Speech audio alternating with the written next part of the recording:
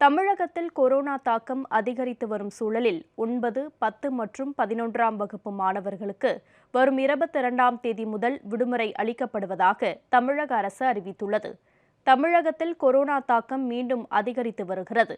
தினசரி பாதிப்பு எண்ணிக்கை நாளுக்கு நாள் உயர்ந்து வருகிறது.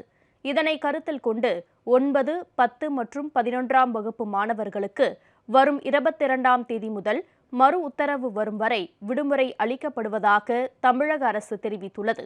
எனினும் ஆன்லைன் வகுப்புகள் தொடர்ந்து நடைபெறும் என்றும் தெரிவிக்கப்பட்டுள்ளது.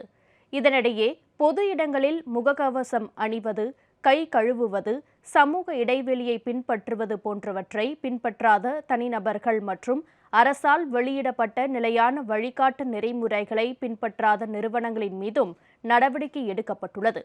இதன்படி கடந்த 3 நாட்களில் 24,700 நபர்கள் மற்றும் நிறுவனங்களுக்கு 52,64,000 ரூபாய் அபராதம் விதிக்கப்பட்டுள்ளதாக தமிழக அரசு அறிவித்துள்ளது.